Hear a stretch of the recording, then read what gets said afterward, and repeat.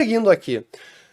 Agora o que surpreendeu negativamente, talvez vocês já imaginem, sim, é o fiscal brasileiro e eu confesso que eu tinha uma expectativa já baixa para o fiscal, como no ano passado, quando o arcabouço foi aprovado, não era mil maravilhas, pelo contrário, era bem leniente, porque garantia o crescimento real da despesa, além de excetuar uma série de gastos, então a despesa efetiva total ia acabar crescendo mais, esse era o risco.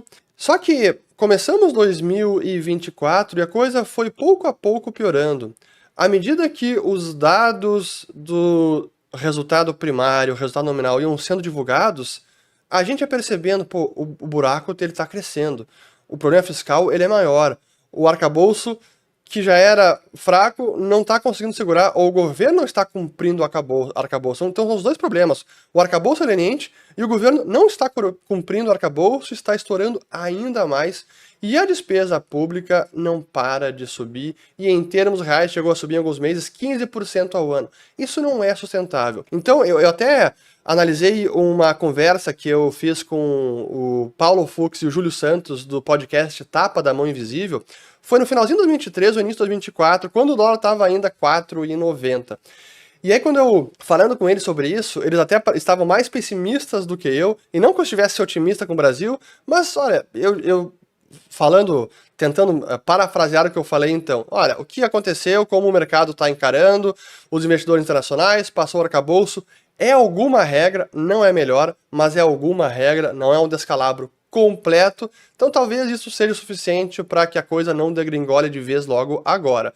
Mas veremos, e como sempre, eu não pago para ver. Não quer, para mim o arcabouço e o que estava acontecendo e esse governo não é o que me traz confiança para apostar de fato no Brasil, na bolsa e comprar real e vender dólar. Não dá, então é preciso ter algum nível de segurança ou até apostar contra, porque a gente vê que não está dando certo. Mas à medida que o tempo foi passando e chegou no segundo semestre, a coisa piorou ainda mais.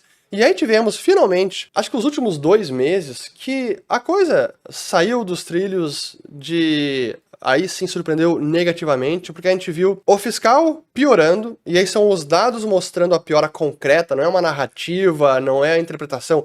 O dado concreto está muito pior. Somado a isso, as declarações cada vez mais estapafúrdias do presidente Lula, sempre no seu negacionismo fiscal, sempre ressaltando a necessidade de gasto público, com o seu discurso vazio de que eu sou o cara mais responsável que existe fiscalmente. Por favor. E aí os dados mostrando o cenário piorando e ele reiterando a sua falta de compromisso com o fiscal e o Haddad tentando apagar fogo, apagar o incêndio, e aí chega o famigerado pacote de gastos que demorou 1 mês para ser discutido. Olha que, assim, que piada! 1 mês para ser discutido e finalmente aprovaram, e aí no dia do anúncio, antes de anunciar o pacote de gastos, que foi fraquíssimo, antes de anunciar o pacote de gastos, ele já me coloca na frente o objetivo aquele de isentar o imposto de renda até R$5.000, que abriria um buraco ainda maior. Então a comunicação toda errada e feita num pronunciamento gravado pelo ministro da Fazenda, algo que não é usual, já começa a especulação, será que tem algo na frente, pessoal vislumbrando, esse vai ser o candidato, enfim, tudo errado, comunicação atrapalhada, dados concretos ruins, e aí, claro, a coisa vai entrando assim numa bola de neve em que a percepção de piora e a expectativa de que nada será feito para reverter o quadro, isso vai se intensificando, o pessimismo toma conta, a desconfiança, a falta de credibilidade, falta de perspectiva e ainda nenhum sinal de reversão. E estamos prestes a terminar 2024 com o dólar acima de 6, bateu 6,31 algum dia, esses dias, e nada para fazer isso parar. E claro que tem algo de exagero nessa taxa de câmbio do mercado, que o mercado está colocando na lua por conta dessa desconfiança, então há um chamado overshooting, mas é o mercado antecipando o que pode acontecer. Porque se nada for feito para reverter, esse câmbio de 6,31, ele logo será o câmbio até mesmo pelos fundamentos. Por que eu digo isso? Porque a inflação vai subir mais. Vai chegar no bolso do trabalhador, o custo de vida vai aumentar e logo a taxa de câmbio de equilíbrio, o valor justo do real, vai se encaminhar para esses patamares acima de 5, acima de 5,5 e se aproximando de 6.